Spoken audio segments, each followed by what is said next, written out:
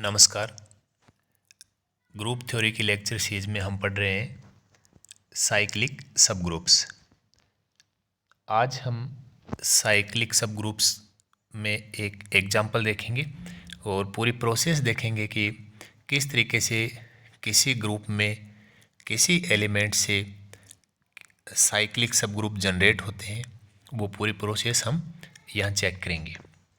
तो हमने यहाँ एक ग्रुप लिया हुआ है S3।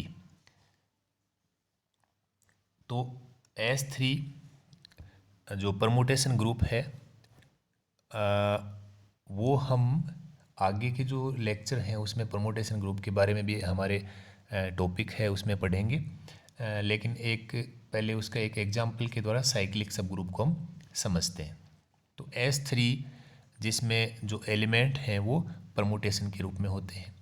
तो यहाँ पे हमारे पास S3 में टोटल होते हैं 6 एलिमेंट। ठीक है, तो इनका हमने नाम दे दिया है रो 0, रो 1, रो 2, म्यू 1, म्यू 2, म्यू 3। ये हमारे पास कुल 6 एलिमेंट हैं और जिनमें रो 0 को हमने आइडेंटिटी एलिमेंट माना है। और अगर हम कैली टेबल में देखें तो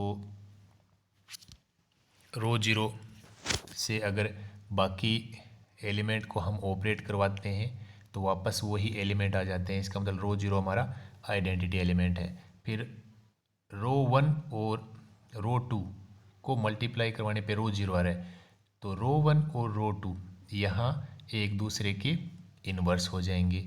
और फिर म्यू 1 को म्यू 1 से मल्टीप्लाई यानी ये सेल्फ इन्वर्स हो गए। म्यू 1, म्यू 2 और म्यू 3 ये सेल्फ इन्वर्स हो गए।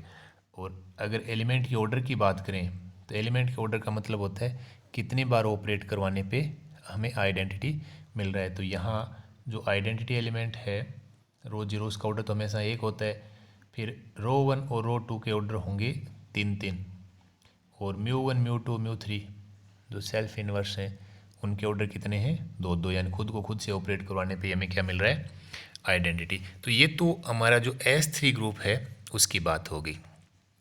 हम क्या करेंगे, इसके प्रत्येक एलिमेंट से जनरेट होने वाला जो सब ग्रुप है जिसको क्या बोलेंगे, क्योंकि एक एलिमेंट से जनरेट हो तो वो साइक्लिक सब ग्रुप हो गया। तो इसके प्रत्येक एलिमेंट से जनरेट होने वाले साइक्लिक सब ग्रुप टोटल कितने होंगे।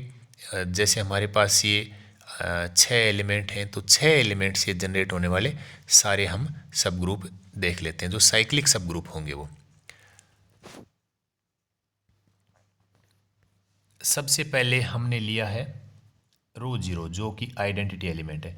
तो रो 0 से जनरेट होने वाले सेट में सिर्फ एक एलिमेंट होगा रो 0, क्योंकि रो 0 को रो 0 से वो ऑपरेट करवाएंगे तो वापस हमें रो 0 ही मिलेगा। तो सिर्फ एक एलिमेंट होगा जो आइडेंटिटी एलिमेंट है। तो आइडेंटिटी एलिमेंट से बनने वाला हमें यहाँ पे एक सब ग्रुप मिल गया जो कि साइक्लिक है।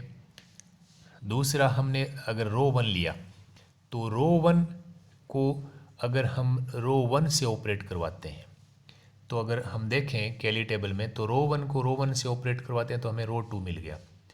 फिर रो 1 को रो 1 से फिर रो 1 से ऑपरेट करवाते हैं, यानी रो 2 को हमें रो 1 से ऑपरेट करवाना है। ठीक है, या रो 1 को 3 बार ऑपरेट करवाना, इस तरीके से बोल सकते हैं। तो 2 बार ऑपरेट करवाने पे हमें रो 2 मिल गया। एक बार और ऑपरेट करवाते हैं रो 1 से तो हमें क्या मिल जाएगा, रो 0 आइडेंटिटी मिल जाएगा। फिर इसको वापस रो 1 से मल्टीप्लाई करवाते हैं तो रो 1 आ जाएगा, फिर रो 2, फिर रो 0। इस तरीके से ये 3 एलिमेंट बार बार साइक्लिक ऑर्डर में हमें मिलते जाएंगे। तो यहाँ जो रो 1 से जनरेट होने वाला साइक्लिक सब ग्रुप हमें मिल रहा है उसमें 3 एलिमेंट है। ठीक है, तो इसका ऑर्डर कितना हो जाएगा, जो सब ग्रुप है उसका 3, और एलिमेंट का ऑर्डर भी 3 होगा, क्योंकि साइक्लिक ग्रुप में जिस एलिमेंट का जो ऑर्डर होता है वही उस ग्रुप का ऑर्डर होता है। तो यहाँ पे रो 1 से जनरेट होने वाला साइक्लिक सब ग्रुप मिल गया।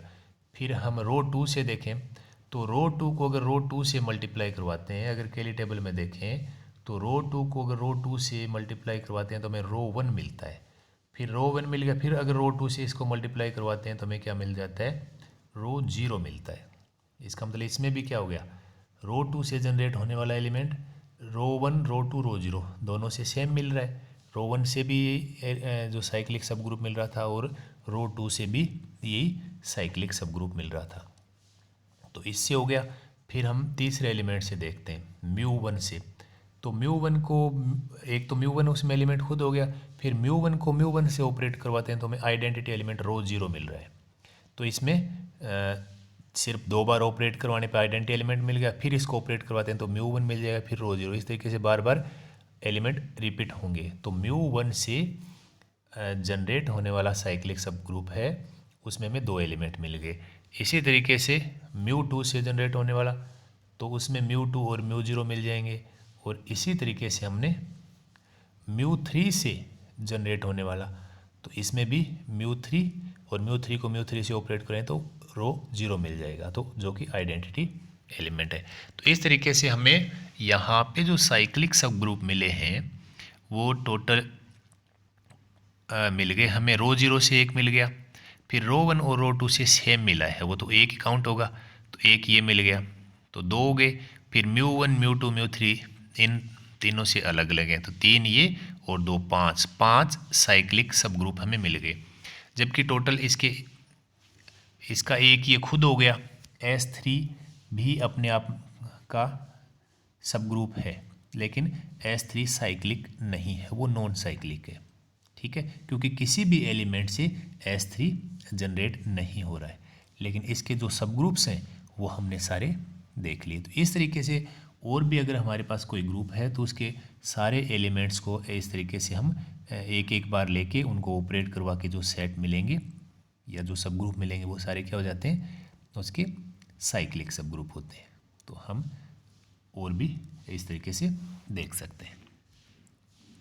और ये है अपना सुविचार, हर छोटा बदलाव बड़ी कामयाबी का हिस्सा होता है। हंसते रहिए, मुस्कुराते रहिए। धन्यवाद।